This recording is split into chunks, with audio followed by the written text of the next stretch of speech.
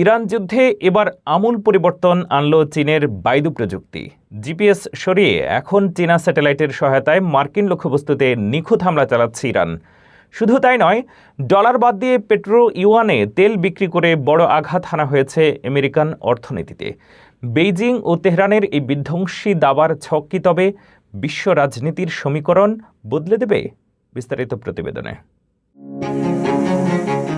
Iran যুদ্ধে এবার সরাসরি ঢুকে পড়ল চীনের অত্যাধুনিক প্রযুক্তি। জিপিএস নয়, বরং চীনের নিজস্ব বায়দু নেভিগেশন সিস্টেম ব্যবহার করে এখন মার্কিন ও ইসরায়েলি লক্ষ্যবস্তুতে নিখুঁত হামলা চালাচ্ছে ইরান। দ্য ক্র্যাডল এর বিশ্লেষণে উঠে এসেছে এক চাঞ্চল্যকর তথ্য।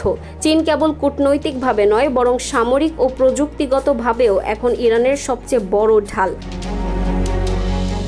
তবে আসল আঘাতটা এসেছে অর্থনীতিতে। বিশ্বের অন্যতম গুরুত্বপূর্ণ জলপথ হরমুজ প্রণালীতে এখন তেলের দাম মেটানো হচ্ছে পেট্রো ইউয়ানে, ডলার বা ইউরো নয়। চীন ও ইরান মিলে মার্কিন মুদ্রার একক আধিপত্য চিরতরে বন্ধ করার প্রক্রিয়া শুরু করেছে। তেহরানের 90% তেল রপ্তানি এখন হচ্ছে ইউয়ানে, যা ওয়াশিংটনের জন্য এক বিশাল বড় বিপদ। এর সাথে যুক্ত হয়েছে রাশিয়ার বিধ্বংসী যুদ্ধ কৌশল। ড্রোন আর ব্যালিস্টিক ক্ষেপণাস্ত্রের ঝাঁক দিয়ে ইরান এখন পশ্চিমা আকাশ প্রতিরক্ষা ব্যবস্থাকে তুড়ি মেরে উড়িয়ে দিচ্ছে। বেইজিং মনে করে যুক্তরাষ্ট্র একটি যুদ্ধে আসক্ত দেশ, যাদের থামাতে এই দাবার ছক সাজানো হয়েছে অনেক আগে থেকেই। চীনের 2030 ভিশন অনুযায়ী এই লড়াই কেবল শুরু।